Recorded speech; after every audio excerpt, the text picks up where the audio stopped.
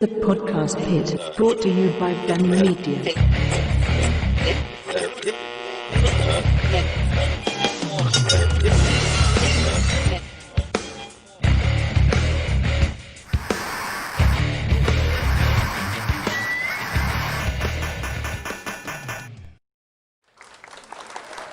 All right, ladies and gentlemen, it is Saturday morning. You know what that means. It is time to talk some wrestling. This is the Podcast Pit. I am your host, former professional wrestler, promoter of Voltage Wrestling, jack of all trades, master of what? I do not know.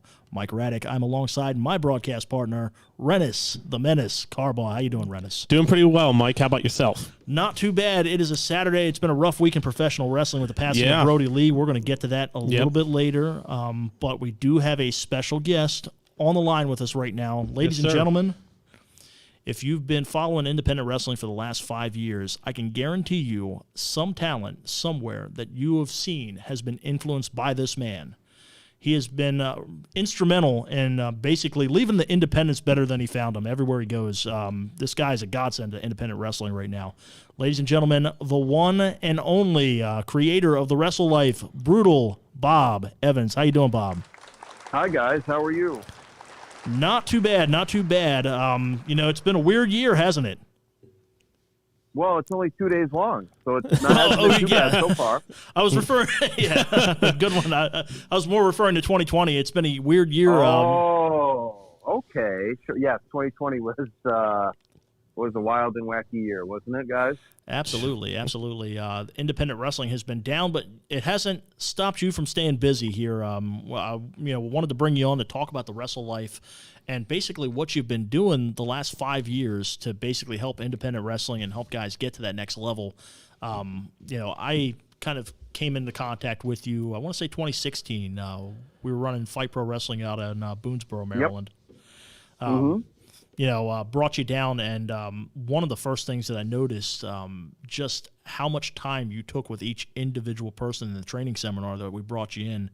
And I just wanted to, just kind of get a little background here. What motivated you to start going out on the road and, doing this sort of thing?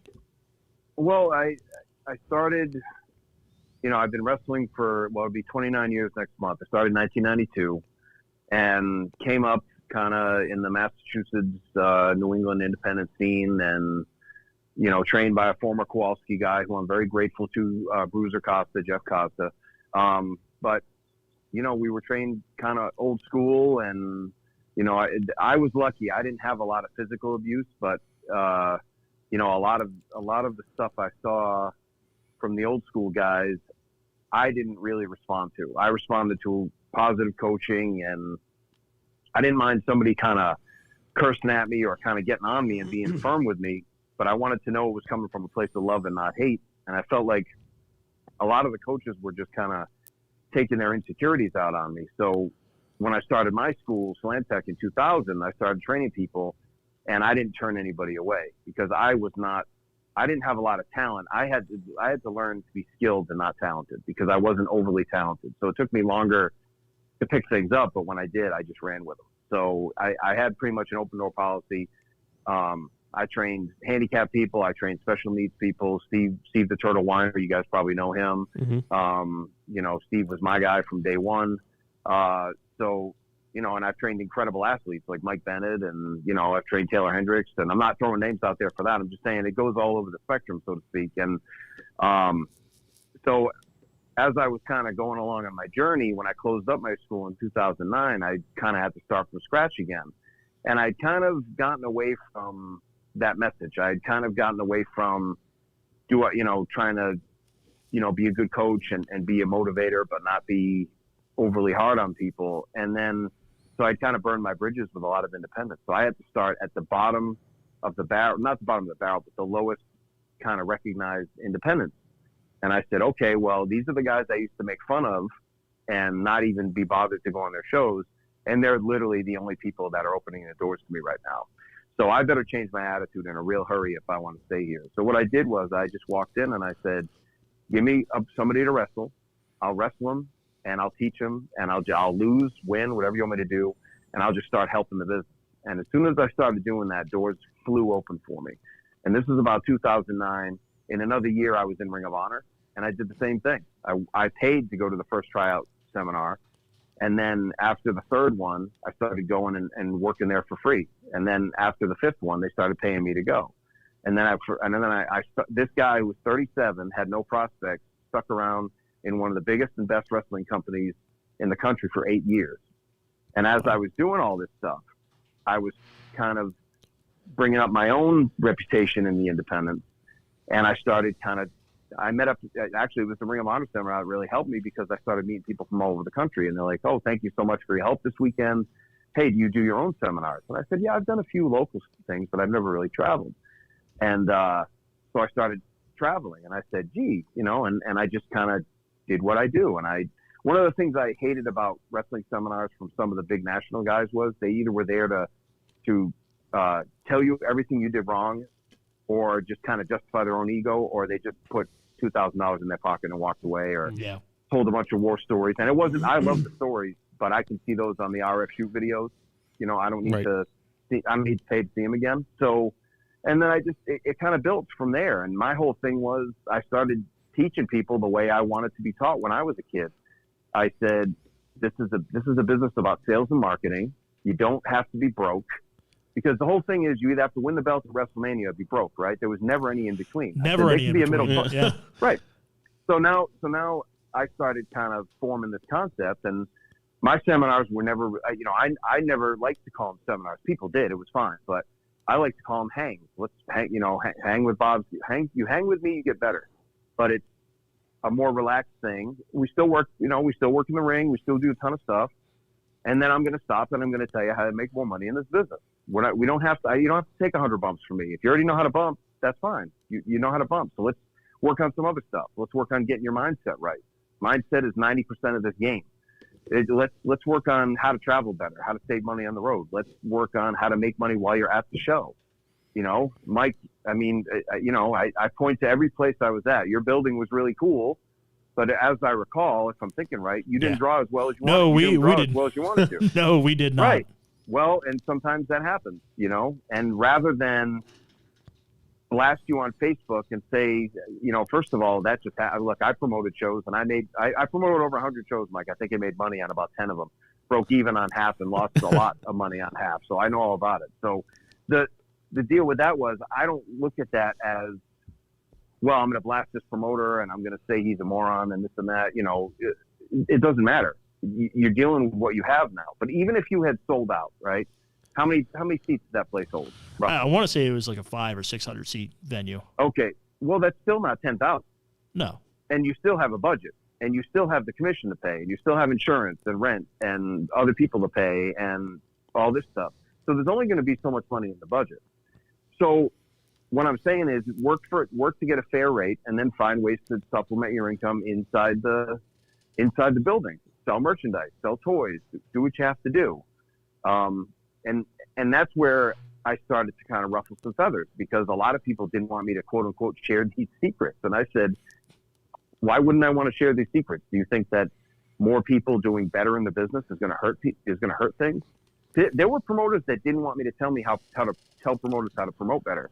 So then I just started doing it for free. I was like, yeah, let's do a Hangs with Bob in my car right now, and I'll give you 10 ways to promote better shows. I told promoters I didn't want to get booked, and I got 5 bookings out of it. I said, don't book me for this. I don't care. And then I remember. I remember. I remember specifically. There was somebody, and this was right around the time you came to do my event. There was somebody that called you out, saying, this guy was kind of like, basically it was like a Tony Robbins seminar, but you weren't getting anything out of it. It was like training seminars are work. And I remember you literally laying out how somebody could make money in professional wrestling over the span of a year, and laid out this this fully detailed plan about how they could do that. And it blew my mind, because it's so simple. It was so simple and concise, and just things that people don't think about when they're running or they're even involved in professional wrestling, because nobody's told them before. And by that way, that's one way to turn your critics into fans, because that guy is named Norm Kaiser, and Norm and I are friends now. And now that I explained myself and communicated myself to him, Norm's a very successful business guy. I said, I learned some of this stuff from you, Norm. You can't be picking on me for it now. You know? And the thing is, Norm was one of these guys that didn't promote successfully. So now the narrative is that you can't make money at wrestling shows. Well, right after I get off the phone with you guys, I'm going to talk to Eric Ouimet, Richard Ozias in Montreal, who hasn't drawn under 600 people. There's another promoter in Jonquière, which is 2 hours past Quebec. Quebec, we should just be listening to all the Montreal and Quebec City guys. There's a guy named Julian Lalonde who was doing 250 people a week. So he was selling out his building every night, and you don't know about it. So what I'm going to do is I'm going to start shining the spotlight on these people. And if you guys, not you two, but I mean, if the business is too lazy or not aware of these people who have something to bring a value, I'm going to shine a spotlight on these guys. First of all, they need to be recognized. Mm-hmm. And second of all, we need the benefit of their knowledge so we can make the business better. And I'm just surprised that, because a lot of it is jealousy. They're mad at these guys that they're doing well. I'm friends with them, but even if I wasn't friends with them, I'd still talk to them for 45 minutes and say, hey, what do you do? Mm-hmm. What's your mindset? What's the first thing you do when you want to draw better on a wrestling show? I talked to somebody this week, and she said, oh, our first show we did great. We did 70. I said, oh, that's a good start. What's your building hold? 300. I said, so you did 70 and you're happy? Well, the other guys do 60. I go, don't be the other guy. Yeah, right. If you're at 30% capacity, I mean, I'm not saying you should be furious. I'm just saying you look at 70 and you go, all right, good start. Now let's do 300. Right. And if you're half right, you do 150 and you double your house. Yeah, I mean, right now 30% capacity is probably a good idea. But, well, yeah, no, but no. Her COVID rate is 300. Her regular rate is 600. She's in Iowa. So it's a little more relaxed. But what I'm saying is, so it must be a good sized building. But I said, you did 70. Yeah. And then I asked her what promotion she was going to do. And it was all wrestling promoting. And it was very small wrestling promoting. I said, well, what kind of show do you run? We run family show. I said, how come you're not promoting families? To me, that's a question that my mother would ask me. That's a question that my teacher would ask me in economics. That's not even a smart wisdom guru guy asking you a question. That's just a question that somebody should ask you. And they're not asking themselves the right question, so they're not getting the right answers. So, yeah, so then I just said, I just want to make the business better. And as soon as I said I want to make the business better and I just started doing a ton of stuff for free, I made a lot more money. That's why I put out that Netflix post last night or this morning, whatever it was. And I said, all these guys that say they, nobody should ever work for free. I said, well, give Netflix the $10.99 you owe them for the free month they gave you. And by the way, that free month made them $5 billion. So, maybe we shouldn't be worried about the little bit that we give away for free. Maybe we should be worrying about people being excited about the value we can bring them and then paying us for the rest of the value. Everybody has it backwards. Everybody's worried about the $20 they're going to make from Mike when Mike promotes the show. And if Mike only gives them 15, then Mike's the son of a bitch who shouldn't be promoting him and badmouth him and drum him out. You know what I mean? Let's drum him out of business because, that $5, basically we're all working for free. If you make $20, you're working for free. Yeah. So it's really kind of just, if you lost the $20 on the way out, if you're relying that much on $20, you should probably just get a job and not worry about wrestling right now. You should just go do something else on a Friday or Saturday night and make $80 or $100 because if you need the money that badly. So but it's this small time insecurity that I was really trying to get out, to really try to work out of the business and kind of breed out of the business. And it's been a good 5 years. I think 2018, 2019, my message got a little mixed and I had some issues. I got into gambling, which is terrible. I'm now almost 700 days no gambling, which is great. Awesome. But, Congrats. Yeah, thank you. But I believe it or not, one of the reasons the Wrestle Life started is because I went into wrestling full time and it almost destroyed me. Like I quit everything and I just said, I'm going to do wrestling. I'll be the most successful guy. And I had too much free time. I had no structure and I wasn't and I didn't want to do wrestling as a job. That's the thing. Like once I decided wrestling was my job, I didn't like it anymore. Isn't that terrible? So I have to find a way to frame it in my mind where it's not full time. Even if I work 90 hours a week on it, it's my part-time side hustle or whatever. So it's just a question of trying to figure out where the business can serve you better. And that's why I say we help people I help you to work on your wrestling business to serve the wrestling business. Because if you figure out where wrestling fits in your life, so your wife's happy with you, your kids are happy with you, you can work a regular job. I know plenty of people that work a 40, 50-hour job. I mean, Mike, you're one of these people. Yeah. You work 40, 50 hours a week, and what'd you say, 120 dates in 2019? That's crazy. Yeah. Like, that's fantastic. So, I mean, you've made it work. And, you know, it's never going to be perfect, and there's no such thing as a perfect balance. But if you can do it where you're not ignoring the rest of your life and you have a nice balanced kind of deal, that's why I said it's not wrestling, it's not life, it's the rest of life. Because we love wrestling and we're always thinking about it. But that doesn't mean we always want to do it either. And we want to do other things too. So I try to help people achieve a balance. So, you know, guys, I started wrestling in the early 90s. I was booked a ton of times as an extra in WWF, WWE in the late 90s, early 2000s. And I knew a bunch of those guys and that got put in the ground because they couldn't balance their lives. And they took pills and they got addicted to things, or they came back mentally destroyed, and it took them years to come back from it. I mean, there's, you know, it's tough. And right. when they kind of use, and this is not me not convinced. I'm just saying that it's a tough life. It's difficult. So we have to kind of achieve some balance, because mental health is the biggest challenges we have in this country. Mm-hmm. So and I'm not a psychiatrist or a psychologist, but I'm just saying we can make wrestling kind of just be a cool thing that we do. It can pay us, but it can just kind of be a cool thing that we do that lives with the rest of our life. It doesn't have to just dominate us and we have to ruin our relationships. And anyway, you asked me what time it is, and I told you how to build a watch. So why don't you guys say stuff for a minute?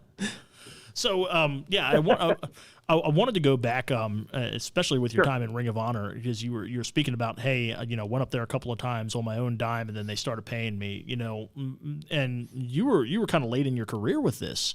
Like, what do you have to say out there to maybe some indie veterans that are, you know, in their later 30s, early 40s, and are still trying to chase that dream? Like, what can you say to help them out, you know, here right now? Well, the advice I'm going to give them, and I got a break at 37, but I had to figure out who I was. And that's one of the things that I'm really, if you read I'm a very prolific Facebook poster. So if you guys if you can't friend me on Facebook, you can follow me. I'm not getting rid of my friend page, no matter how big the rest of life stuff gets. I'm just going to keep it that way because it's been working for me. So, but I'm a very prolific Facebook poster. So you'll see a lot of my stuff, especially the last couple months, has been, you have to figure out who you are and what you can do for the business. You have to figure out what your strengths are and what your weaknesses are, and just put your weaknesses aside for now. You can always get those better, but figure out what you can market, what you can sell. And I know that sounds kind of cold to people, but that's the best bet you have. You have to figure out how to build your company up. You have to figure out how to build up Instagram so Facebook can buy you. You have to figure out how you can, you know, build up Taco Bell so Pepsi buys you, that kind of a thing. You have to, and that's what's happened. If you've seen most of the big, especially in it's NXT and AEW are probably the two biggest examples that you see this from. But you see NXT guys got big in either the independents, Ring of Honor, Evolve, internationally, and then they brought their following to NXT. That's why NXT was cool for a while. AEW kind of did the same thing, you know, but Cody had to reinvent himself. Yeah, Cody was a star man in, you know, Stardust, and losing on main event on syndication and into everybody and their mother. And then he left, reinvented himself as American Nightmare, got a little bit of an indie edge. And then he came in as the guy who's going to be the alternative to Vince, that's going to be the leader of this movement. And now he's the biggest babyface in wrestling. So you have to figure out what you're good at. But I have a feeling that was inside Cody the whole time. Like, that was what he wanted to do. That's what his goal was in wrestling. So you have to figure out who you are. If you're 40 and you're out of shape and there's nothing wrong with being 40, being out of shape and wrestling on the independents and just doing it on the weekends and having a great time at it. Feel free. If you want to kind of travel a little bit, that's fine too. But if you want to be a national star, first of all, you have to figure out who you are and what you can do. Second of all, you have to start looking like those people. Doesn't mean we have to take a bunch of drugs and exercise so we have a heart attack, but we should probably be hitting the gym pretty regularly, and we should probably be trying to look a little bit more TV friendly. We should also be, working on our promos, cutting our promos like nobody's business. And we should figure out how to travel and how to do sales and marketing. I mean, those are really the three biggest steps. But it all kind of. I was just going to say the sales and marketing is like one of the biggest things, especially now. Yeah, absolutely. It always has been. It's just the promotion usually did it for you. Right. But now that you have basically the internet is the internet is the best thing that ever happened to independent wrestling. Yeah. So we have to use it now. Mm-hmm. We can't just let it sit there. You can reach the whole world. And the great thing about the internet and these social media sites is, for the most part, they're free. Yeah. You just have to figure out how to use them. Yeah, free promotion. You can. We'll talk about it later, Mike. But there's a couple of guys in the indies right now that we know that have even during this quarantine period, have flourished because they know how to use the social media and how to market and promote themselves. Yeah, case in point, the Riot City guys. Like the Riot City guys, like Sickened and the guys that are coming out of his camp down here, have been doing they've been wrestling in Tennessee during this whole pandemic, right. And that wouldn't have happened had this not happened. It's just you can see who the one thing that I've seen during this whole thing of 2020 is who wants it really, who wants it bad, the guys right. like that especially. Case in point. Well, it's who's thinking. I mean, the Riot City guys were. They helped me out a lot. They taught me a lot about merchandising and stuff. And he walked up to me and he said, I've heard of you, but you've probably never heard of me. And I said, no. And he goes, by the way, we do a couple $100 in merchandise every show. I said, I need to get to know you right now. Let's talk. And we had a good long conversation.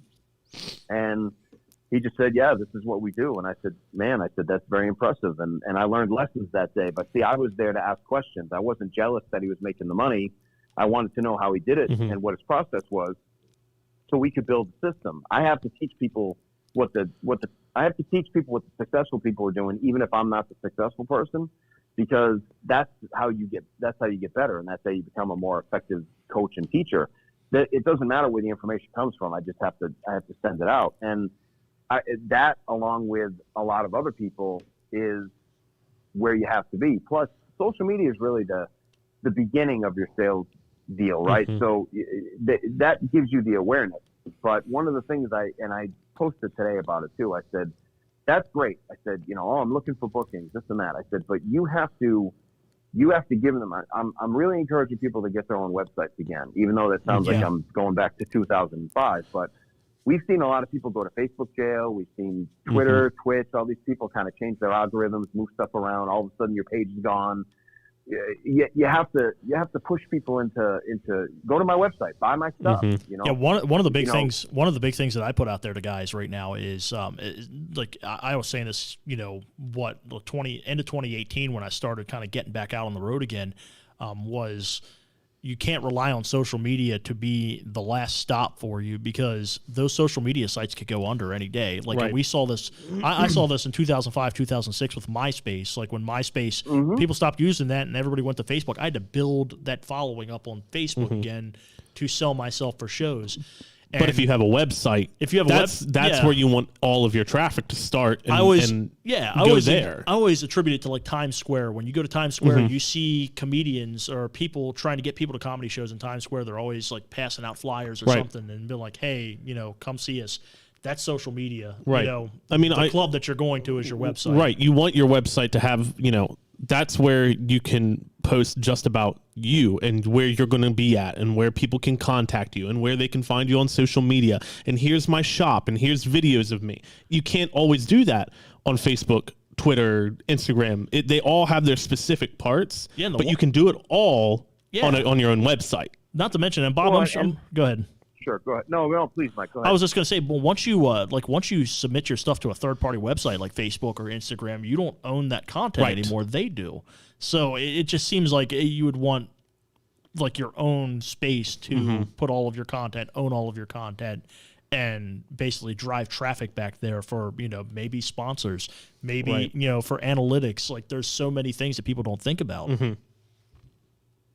Yeah, and that's and the thing is too, it's also like, what if you post something that someone you might not, I might not, but what if someone posts something that they think is controversial or racist or suggestive, and they put in a report? Well, Facebook doesn't play anymore. They'll shut you down and then look at it first. They'll shut you down first and then look at it after. Especially right now during the pandemic, because they're automating a lot of stuff. I don't know if you know this, but they're automating a lot of stuff. So if they get a complaint, they basically, like Bob said, they'll shut you down first and then investigate later. So who knows how long you'll be shut down on Facebook or Twitter or anything like that.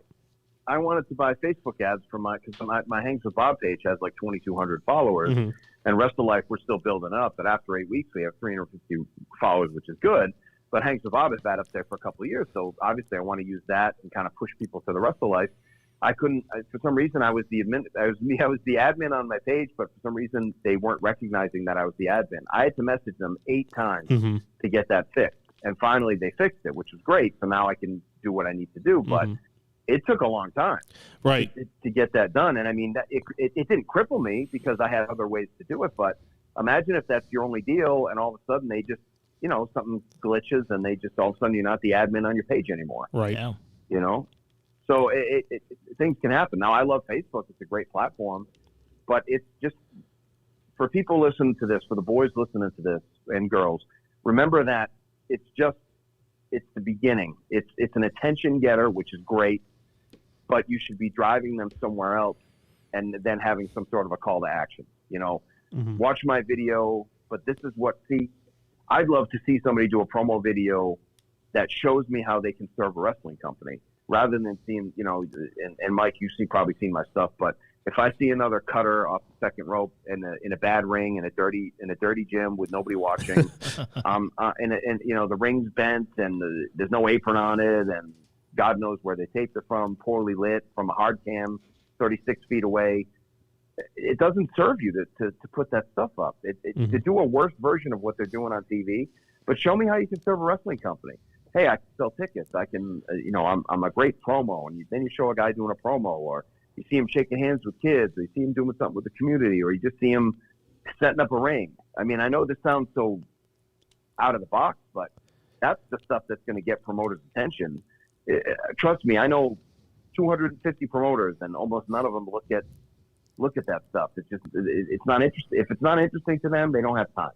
So give them something that's going to be a little bit different, and then blast it out on social media and say, I'm serious about helping your company. I haven't seen too many people say, I want to serve your company. And the ones that do are getting work. Yeah. So all of them are. Yeah. All of them are. See, I'm excited. As soon as we're done here, I'm actually going to go follow the pages and stuff because. Please do, yeah.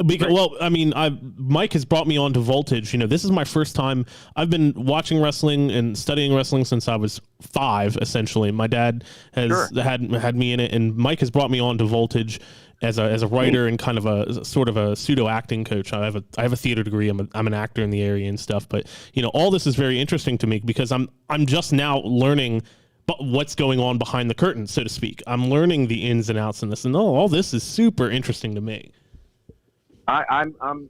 We have to start thinking. I call it big to small, and then small to big. So you have to look at. If you're a promoter, if there's any promoters out here, stop thinking of yourself as a wrestling show, because you probably have drawn all the wrestling fans in the area. There's 60 wrestling fans, and they're all going to your show. So stop worrying about wrestling fans. Stop worrying about your matches as much. And I know that sounds funny because I'm a big stickler for good fundamentals and good workers and all that. I'm not telling you to hire bumps. What I'm saying is you have to figure out how to make yourself survive. You can't worry about, we'll put on good matches. Oh boy, that'll be great for the title. Like, that's all well and good. But if my building holds 300 people, I want 300 people in there. Tom Williams in Lima, Ohio. I don't know if you guys have seen Tom. Mike, you might have seen Tom out there posting, but Thomas Williams. Tom, I just found out about 2 or 3 years ago. Tom's anniversary show with 0 names on it in 2017 or 2018 drew 1,200 people. And I still remember I think I'm right about his 50-50 winner. Half the money, right? 50-50 winner, 50-50 raffle. $1,267. Wow. So right. I know, right. I remember I went to his show on a Sunday in March. I drove 12 hours in between bookings to go to his show to learn from him for free. And I said, I'll do whatever you want me to do. I went there. It was Sunday in Lima, Ohio in March, the nicest day of the year up to that point. I think it was 2018. It was like 60 degrees, beautiful day. He drew like 560 pace. He was punching the wall. He was kicking the door. He said, this is a disgrace. He put it all on himself, too. He said, you guys did great. I have to do my job better, you know. And then I went out and I looked and the place was packed. Mm-hmm. And then I saw the guys' merchandise tables, and it looked like a comic convention. There were 20 people in line. Wow. I said, I've never seen this before. And he's kicking doors and kicking tables and this and that.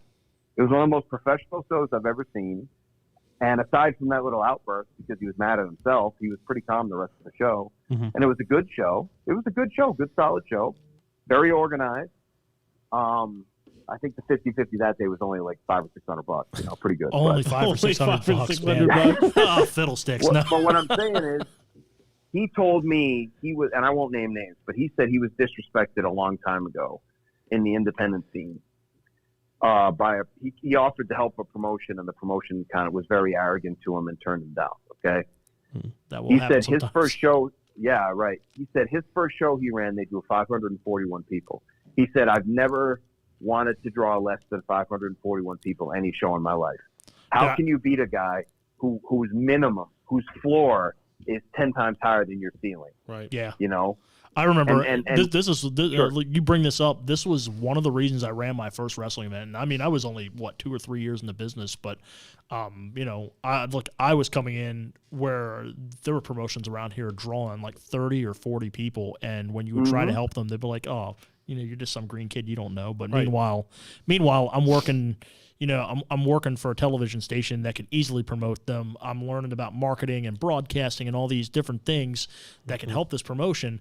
And I was just like, you know what? It was me and a guy by the name of Mark Brown, who's now a producer for Ring of Honor. We just I know Mark. Yeah.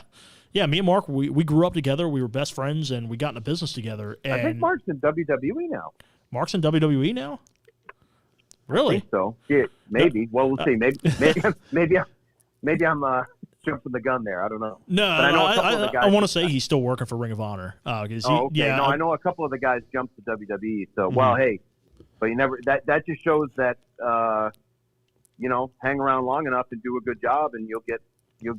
Because I know he got promoted a couple times when I was there. Yeah. And I haven't been there in a couple of years. So yeah, Mark does a great job. He's a good dude.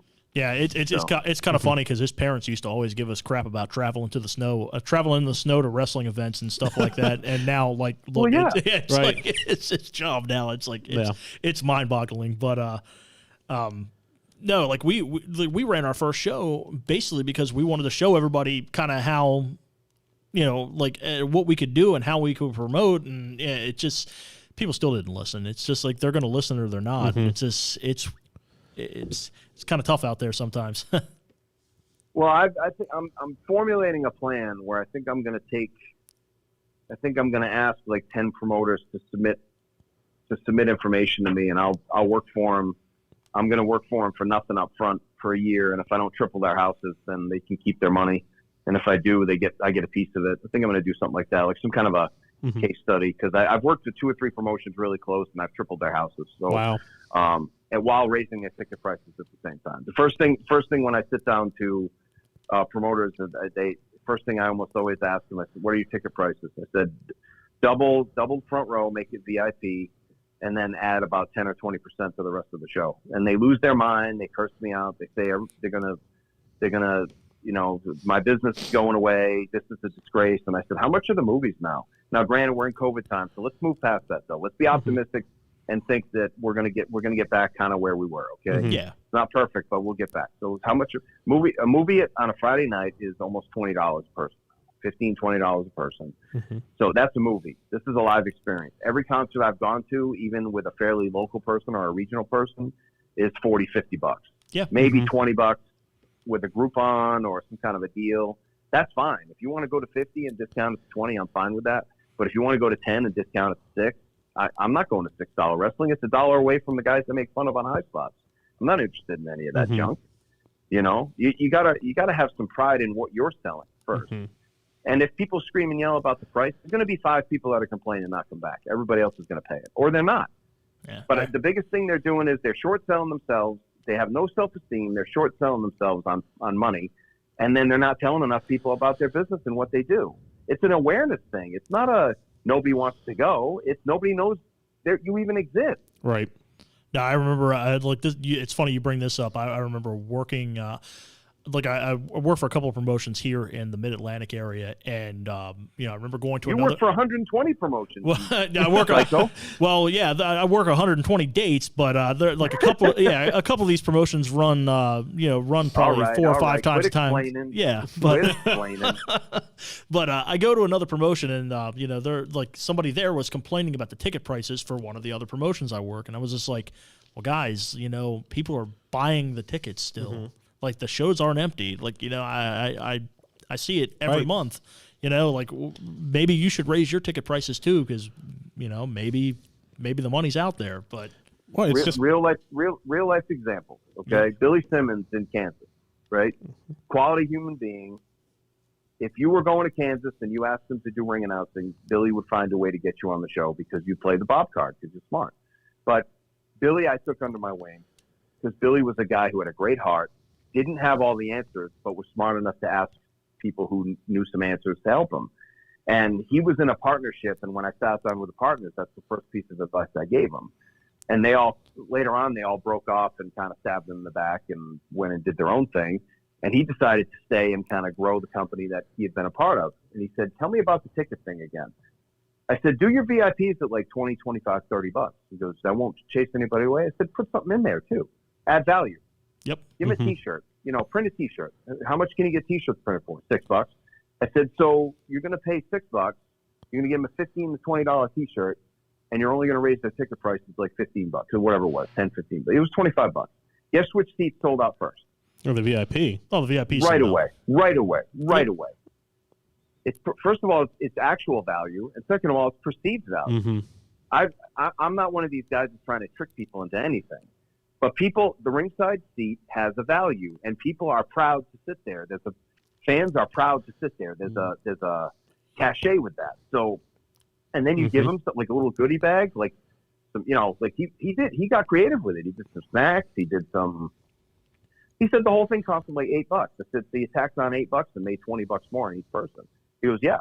And then he raised his other prices. He was at like $5 for, $5 for general admission, whatever. $8, $6 for kids. I said, make everything 10. I said, I love kids too. Do it. Kids get in for free with an adult. That's fine. But don't discount, because I don't know what you guys know about like sales and sales funnels and all that. If you compete on price, then pretty soon there's going to be 1 cent wrestling, because it's just a race to the bottom. You have to add value to justify your price. I'm not saying put on a crap show and steal everybody's money and charge them $500 a ticket. That's dumb. I'm saying have a good quality show and be proud that your show is valuable and charge that value. And by the way, there's nothing wrong with making a profit. These people are every promoter, not every promoter, but many promoters, including me, by the way, when I promoted shows, man, if we can just make enough money to pay everybody and pay the bills, why are you worried about just making enough? What happens if you fall short? Why don't you project 4 or 5 times past that and then work hard to make that happen? Everybody's thinking way too small. Plus, build a profit into everything you do. Don't say, well, we're going to sell 5 tickets. We're going to sell 100 tickets at $10 a piece. That's $1,000. No, you're going to sell 10. You're going to sell 1,000. Whatever, 100 tickets for $15 a piece, and you're priced for 10. That's your expenses, and then the 5 is profit because you worked your ass off. You're still only making $8 an hour as a promoter. It's not like you're tearing it up. Yeah, But that it's very strange how people think so minimally and think so. There's so much lack. They're not. If you ever brought an event promoter in that did like rock concerts or something, that'd be the first. I'm telling you, that'd be the first thing that they tell all these guys. Your prices are why are your prices so low? Yeah, I know this for a fact because we actually had a rock concert promoter in here a couple of weeks ago, basically saying this exact thing that you're saying to us right now.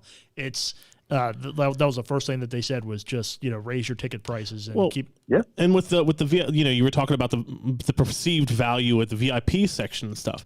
If people see what those people are getting for that money, they want those tickets next time, and then that drives up, and then that causes the demand, and then people are like, "Hey, you should make more VIP because we're not selling as much," and then people are scrambling for these tickets.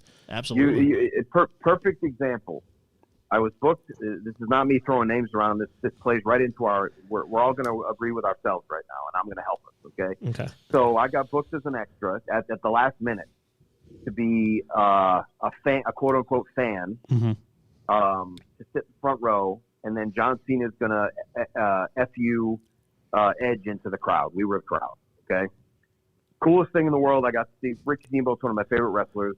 Got to see the rematch with Steamboat and Jericho after the WrestleMania match. That's cool. Like the one where Steamboat kicked ass, and I was like, this is so cool. It was so fun to watch. Like, just all these guys, Randy Orton and Triple H, and just all these great guys, right? So, and then you get to see Edge and Cena. It was a great night. So, I got to watch, and I got paid like $200 or whatever to sit there. And I'm looking, and I'm sitting. What am I sitting on? I'm sitting on a chair. I'm sitting on Edge's face, right? Because it's the pay-per-view. They get a chair that costs them $8. They probably buy 10,000 of them at a time. They screen print it, which is $5. So that's $13 for the chair, and they charge you an extra $50-$75 for that chair to sit ringside. Yep. You get to take that chair. We are sitting behind one of these very chairs right now. So, I've got a friend who has two of them from when he went to Fastlane a couple years ago. And I've seen people do similar things where they just buy they get a vinyl sticker, and they get the vinyl sticker printed, and they just plop it on a chair that they buy. Right. It might be a little bit more money at Walmart to buy the chair or Office Max. You buy it for $12-$15 because you're buying it retail. But if you're going to charge $40 extra on top of what you're doing, it's worth it. I never had ringside seats. I had cage side seats. Why would you want to sit at ringside when you can sit cage side? Then you charge an extra $5. Like, I had the right idea back then. I just wasn't thinking big enough. Doesn't mean we have to be UFC and every ticket's $150. But geez, man, like $8, $6, like why are you giving it away? Right, absolutely. And the thing is, if you're gonna give it away, okay. So now this is where I argue with the other side. See, you guys don't even have to be here. I'll just debate myself. Well, here's all right. So I can even make an argument to the other side, but I'm gonna win this one too, right? So if you're not arguing this, but if somebody came in and said, well, we only want to charge $6 a ticket. I said, that's fine. Charge $6 a ticket, but you better have 13, 14, 15 stations of something going on inside that building that separates the people from their money, where they give you certificates of appreciation with dead presidents on them, and you give them some value. I want face painting. I want balloon animals. I want, whatever. Somebody jumping up and down with, on a Velcro wall. I said, anything that you can get to get attention and get $5 or $10 from people, that's fine with me if you're going to charge $6. But if you're just going to charge $6 because you don't think you're good enough, then maybe you should. Maybe this is, as they say, maybe this isn't for you. Right. All right, Bob. So, well, we are running out of time here. I've yelled at you long enough. No, but before I do leave you go here, the one thing I do want to ask you, you've seen a lot of guys in the independents. Sure. If you had to put one name out there of a guy that's up on the rise right now, that maybe promoters should be looking at, who would that name be and why? Oh boy, you're really putting me on the spot. I knew I was going to put you on the spot on this one. I don't know if I can narrow it down, guys. I know that some people are doing really well. Well, I wasn't expecting. I wish you had given me this question. I could have prepared myself a little more. I really like Graham Bell, what he's doing. Graham Bell. Right. I really like big man O'Shea Edwards. From he's in your area right now, where he was, and he moved back, but he was a Ring of Honor dojo guy. I really like him. Rick Recon's doing some interesting things in New York. So Matt Sell's doing some cool stuff in Atlanta. Matt Sells. I know Matt. Yeah, Matt was. I yelled at Matt because he was becoming the hang around guy at Ring of Honor, the guy that always hung around that was and wasn't getting booked because he was around too much. And I said, why don't you go back and why don't you not worry about being an intern in the Ring of Honor business and become the CEO of the Matt Sells business? So, and I wasn't the only person that said that to him. And Matt's now made a nice little niche for himself. And, he's going through some personal stuff, and that's rough for him. He's a good friend of mine, but as far as the business end, he's doing quite well. So, and by personal, I mean like relationship stuff. He's not he's not addicted. He is a beer guy. We know he likes his drink, but, so yeah, there's people doing, and Gino Rivera's doing some great stuff in New Mexico. Gino's, probably the best independent wrestling promo. If you've ever seen any of his stuff, look it up. Is that Gino Told You So? Yes, Gino Told You So. Yes, I've worked with him a couple of times. He's come up to Adrenaline Wrestling to do the bar crawls that we would do at Power Plant Live there in Baltimore, and he's a really good dude. Yeah, he's and I've been working a lot with him. I told him to get GinoToldYouSo.com, and I threatened him. I said, if you don't get GinoToldYouSo.com in the next week, I will buy it and then sell it to you when you get more famous for a lot of money. So capitalism. That's how it's done, man. Well, these idiots, they want to joke about hot dog and a handshake, but nobody bought hotdogandhandshake.com until I did yesterday. So, you bought it just yesterday, huh? I did. I bought it at 4:26 a.m. and posted about it. I said, you guys want to make jokes? I said, there's opportunity everywhere. You're not, and one thing too, for any of your people listening, there's a real quick talk. It's a quick talk. It's on YouTube. Look up Earl Nightingale, Acres of Diamonds. It's a perfect little story that tells you exactly. And basically what it is don't worry about looking out there so much. Look at all the opportunities that are in your backyard, know?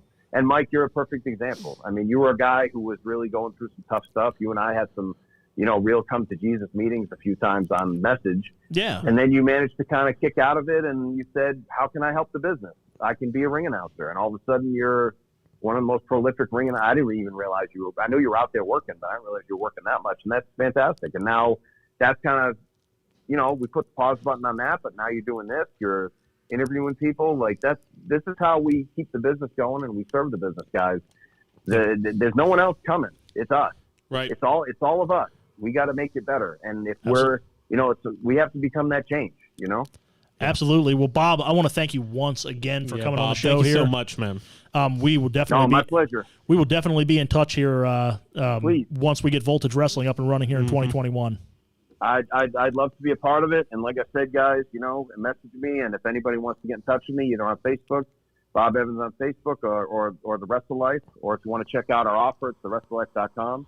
You can get 50% off right now per month for your life if you check it out now. So awesome. Absolutely. Guys, awesome, Brutal Bob Evans, ladies and gentlemen, please check out the Wrestle Life. It is very, very good information. If you are starting out in the world of professional wrestling, please check this site out.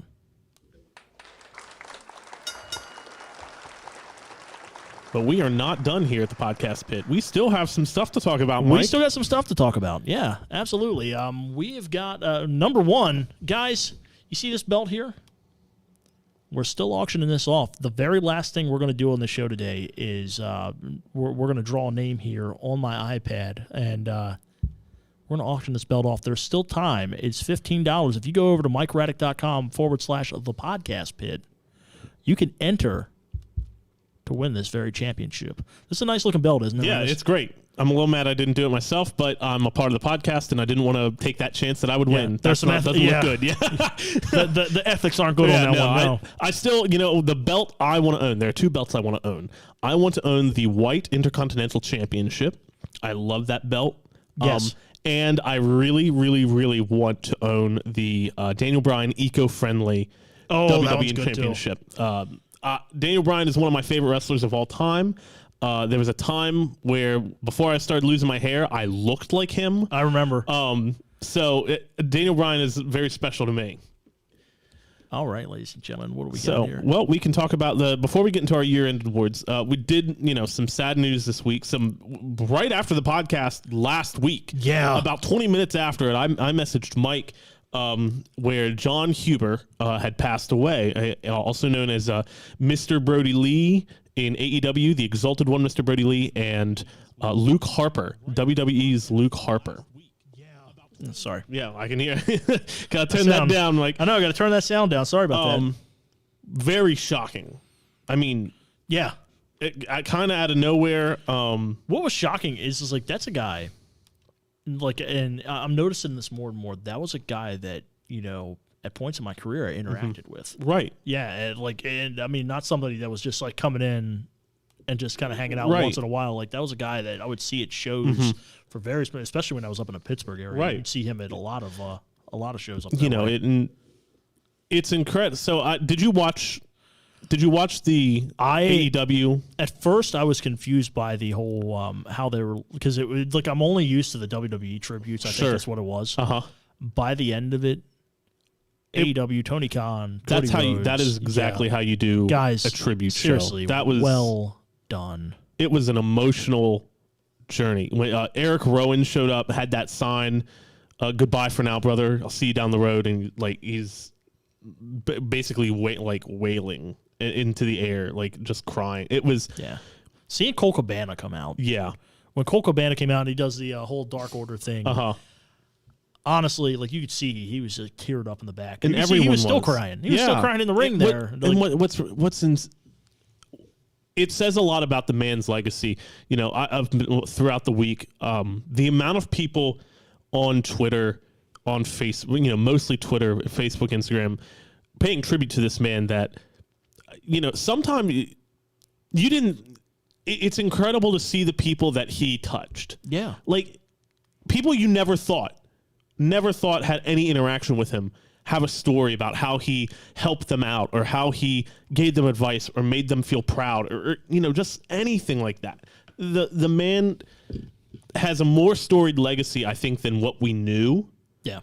And now it's coming out that, I mean, it's incredible. If you haven't seen it, please watch it. Find the AEW show from this Wednesday night.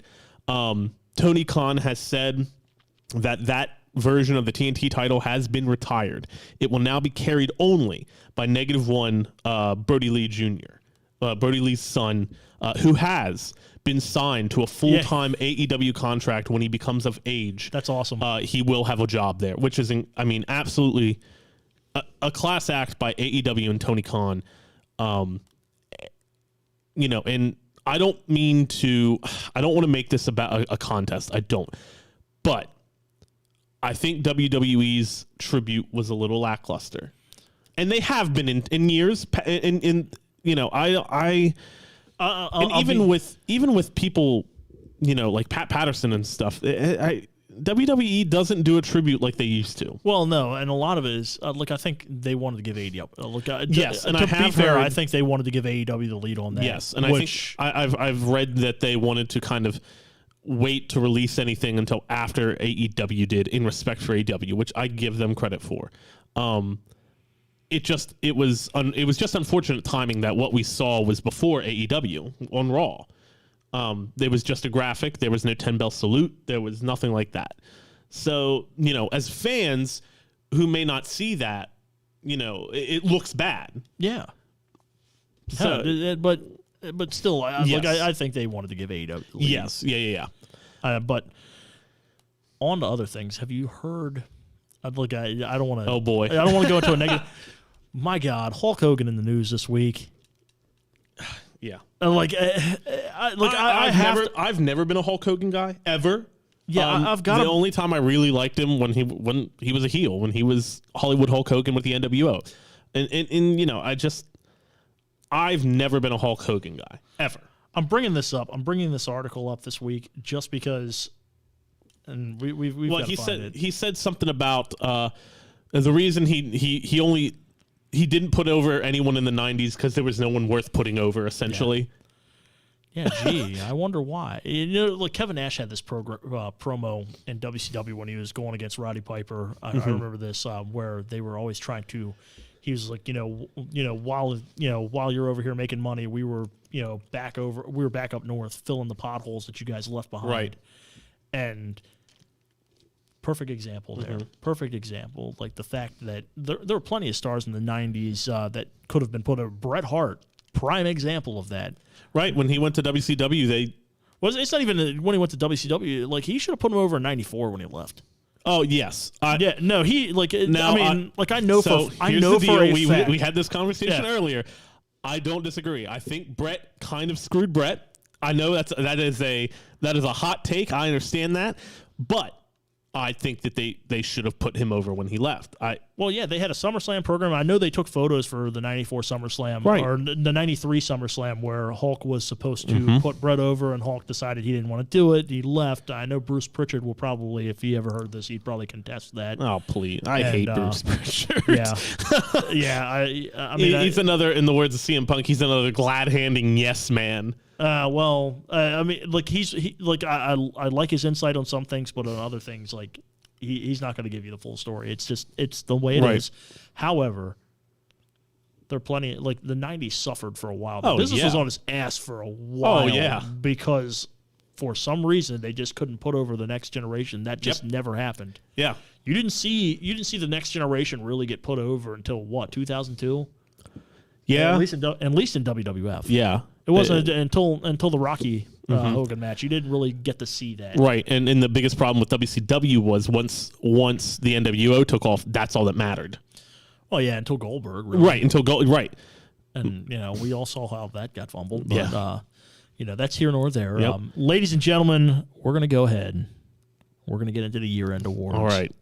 I'm pulling them up now. Okay. I'm pulling them up now. We got to go get our Google machine. Not really our Google machine, but you know what I mean. Jay's pulling his mic closer. Yeah. Yeah, someone's chomping at the bit. He's going to be calling you here in a minute or so there, Mike. Oh, who's that? No. The person responsible for the new set. Oh, Captain D. Really? Yeah. So, okay, guys, before we even get into the year-end awards, we got to explain. We're on a new set this week, and ladies and gentlemen, the reason for this is because Captain D, he took down our green screen. We have no green screen. He blocked you in with his car the week before. Yeah, I had to get that thing towed. Jeremy Grimes, he paid him more not to do the interview. Right. It's week after week. Captain D. I know, this guy. Now, Captain D, now I do know this. Captain D was supposed to have a talent at the end of the year, and I've given him a couple more weeks because we've had... Uh-oh. Oh, God. We're about to answer this, guys. Hold on. All right, ladies and gentlemen, you're on the podcast bit. Hey, who's this? This is Mike Raddick, host of the podcast bit. You're on live, brother. This is Captain Decapitate. Oh my God! How did you get this number? How'd you even get this number? Don't you worry about that. All right. Don't worry about that. Excuse me, I'm doing a podcast. In case you're wondering. No, yeah. Go ahead. We'll wait. I just docked in Daytona Beach. You just docked in I Daytona wanted to Beach? make it up there this weekend. I want to know why there wasn't a Manager of the Year award this year. Well, I want to know why you keep trying to sabotage the show. We could have made a Manager of the Year award, and probably. I mean, you've done okay. Man. No, I want them all. You want them all? I want them all. You want them all. I know you won the Kings and Queens of Wrestling award here recently. Like I know this. Yeah, I know this is a thing that happened. Congratulations. We will give you that. Man, I'm hungry for some cereal now. Thank you. Now bow down. No, not dial down. No. All right. Well, hey. I was nice. Movement. I was a nice guy and gave you a couple more weeks on your deadline to produce your guy that you're supposed to be bringing into Voltage Wrestling. And this is what you do. January 16th, I'll be there. January 16th. All right. I'm holding you to that date. Remember our deal. What was that? The deal is you don't produce your guy by January 16th, you don't get to wrestle in Voltage Wrestling. Or you don't get to manage in Voltage Wrestling. So we'll find someone else. Yeah. I don't remember that deal. You don't remember? It's funny. Selective memory. Yeah. Man, it's like a... Wait a minute. Let me ask my attorney. Okay, yeah, you have your people. You have your people call my people. I got my attorney right here with me, so watch what you say. Oh, who's your law? Who's your law firm? Dewey, Cheatham, and Howell. Dewey, Cheatham, and Howe. Yeah, Oh, is that so? I got Chet Howe here of Dewey, Cheatham, and Howe. All right. All right. Well, hey, January 16th, I'm holding you to it. January 16th. You got to I'll be produce your there. guy. I'll All be right. there. All right. And just remember, when you announce me that I'm coming on, I'm two-time manager of the year now. All right. And we'll see what we can do. We'll, But I want an I'll award jot that from you down. all. You I want want to an award from you all. Well, we'll see how it goes in Voltage, Captain. You know, Yeah, I mean, we I don't have any body of work to go off of with you. I will give you this. We love your cereal. We love your Yeah. cereal. The Captain Crunch, it's great. You didn't even have to go there. You know that? I was being nice to you, and you had to bring up Captain whatever that is. Oh, maybe we could call you Captain Morgan. Someone even Captain said it in the Morgan, yeah. chat. Yeah. So look, somebody says, yeah. Just don't call me late for Captain Morgan. All right. Well, yeah. Nobody gets called late for Captain Morgan. Yeah. All right. But hey, we got to go. We Okay. got to do our year-end awards here. So Yeah, we've got some important things to do here. we've got important things to do here. Make sure at least get an acknowledgement. You know, I'll give you an Say something acknowledgement. like we I don't got have you. it. We don't. We. This was an oversight, but we're gonna. All right. You know what? Give it We'll, to me. 'cause I'm we'll see gonna what be we can listening. do. We'll see what we can And I'm do. going to be heading back to the ship, and I'm going to be sailing for Hagerstown, Maryland. Yeah, park in the back next time, January not near my car, please. What? Park in the back next time. Don't park me in like last week. All right. Hey, listen, Renee Young. Renee Young. Renee Young. I'll take that as a compliment. Renee Young. Hey, she's I'll one of the park where greatest. I want to. Hey, listen, she's one of the greatest commentators in wrestling business. I don't give a crap. She's married to John Moxley. Who cares? Okay, John. Oh, my Park God. wherever I want to. All And right. you tell that Jay Ice guy, I'm coming after him too for the last time for not having the volume up on my podcast. All right. We'll let them know. We'll let them know. So I'm not a happy pirate right now. You're a sad pirate. I don't know what that is. All right. Well, I gotta get Well, over hey, here. yeah. We've got important things to do. We've we got go. things to do too. So I'll see you in 2 weeks. see you in 2 weeks. All right. Okay. All right. Okay. Bye. All right. Captain Decapitate, ladies and gentlemen. Even when he's in Florida, he still figures out a way to mess with us. I know, like this guy's I ain't giving him no award. man. We should give him the pain in the- We should give him an award for Troll of the Year. Yeah, right. All right. Year-end awards, Cereal guys. Cereal of the year. Cereal of the Year. There it is, Captain Crunch. There you go. All right. All right, ladies and gentlemen, year-end awards. So we had several of these, both local and nationally. We're going to go ahead and start off. I'm going to start from the bottom here and work our way up. So local tag team of the year. Man, we got ties on a lot of these. Oh, yeah? Yeah. We got a tie between the Radical Stars and Blackout. That's actually who I was going to say Blackout. You're going to say Blackout? Yeah, I was. Yeah. That was my. So on local tag team of the indeed. year, that is going to be what it is. It is a tie right now between the Radical Stars and Blackout. We will come back to that before the end of the show. If any of you guys want to vote, once again, it's MikeRaddick.com/the podcast bit. Join our raffle for the World Heavyweight Championship and also vote for your favorite award. And then we'll post the results after. All right, now local wrestler of the year here. We're gonna go. We're gonna go right into that. Local wrestler of the year. No surprise here on my end. Mm-hmm. The choices were Sickened, the Hawaiian Warrior Kakoa, Brandon Scott, Corey Bush, and Shane Malice. No surprise who the winner is here. It is the one and only King of the North, Shane Malice, or the Steel City Sex Pistol. He's calling himself right now. Got 60% of the votes. Wow. Good for him. 60% of the votes, no surprise. I saw him wrestle a lot last year. Right. A lot last year and early this year. And, once again, it's not a surprise. Guy's money. Yeah. Straight money. All right, local promotion of the year, especially around here, it's the combination of Adrenaline Wrestling and Big Time Wrestling. Yeah. Again, that's not Not a surprise. It's not much of a surprise. No, they always put on a great show whenever they're in town. But everybody did place. We've got a couple of votes for World Domination Wrestling Alliance, Atlantic Terror Championship Wrestling, and the NWL. But Yeah, I mean, Mike, we've said this before, and we're going to continue to say it. We are in an incredible area for local wrestling. Yeah. Everyone does something a little differently, and everyone has something for someone. There's not, there's a ton of great independent wrestling here in the ID1 corridor area. Absolutely. Also, we have got the we're going to the national awards now. All right. Match of the year. So, what is okay? So we have these, I thought of this. All week, and I think I finally nailed mine down. Okay, so the choices were the NXT War Games, Undisputed Era versus Team McAfee. You had the Survivor Series match between Roman Reigns and Drew McIntyre. You had the NXT UK match between Walter and Dragunov. Yep, Ilha. Yes. Or whatever. Wrestle Kingdom Night 1, Okada versus Ibushi. Okay. And then we had a match from AEW Revolution, Omega and Page versus the Young Bucks. Okay. I went and chose these matches off of the rankings from Dave Meltzer's Wrestling Observer. Interesting. Okay. And I chose the top match for each promotion and put them up against each other. Really? Because my number one match of the year is actually a New Japan Pro Wrestling match.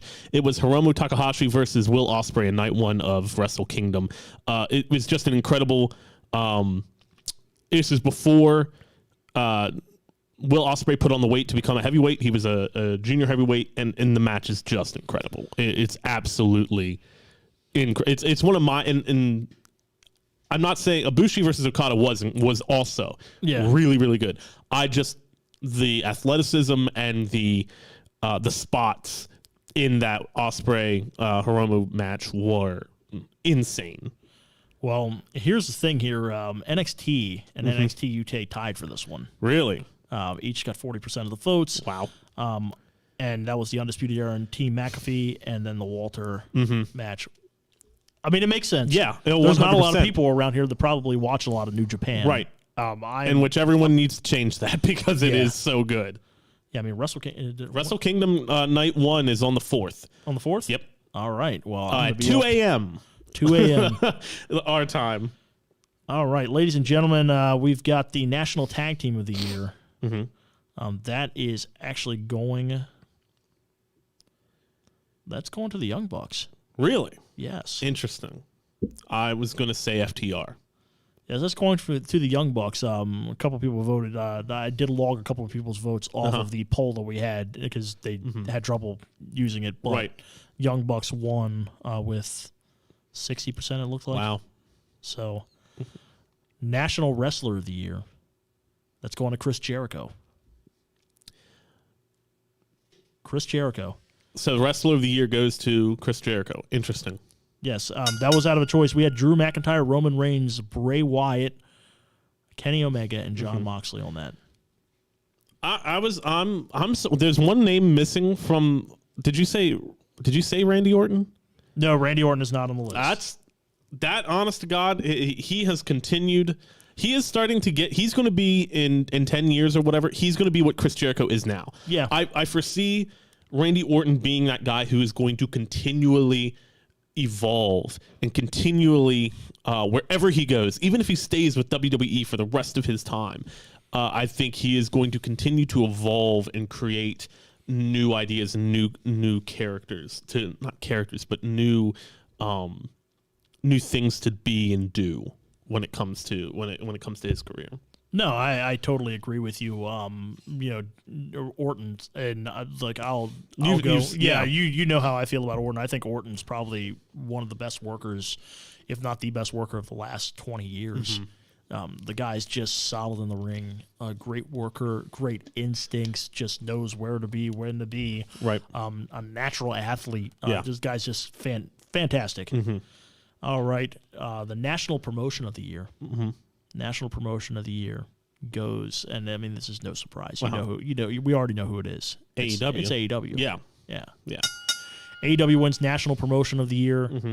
And the big thing here is I know there's going to be people probably argue that there's nowhere they're nowhere near WWE or whatever. Right. I'm not going to get into that.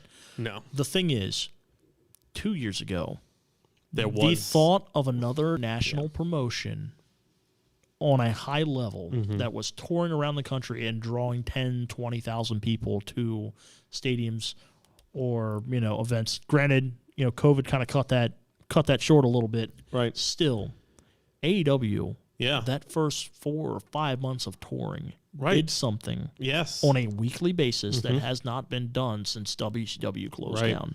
Right.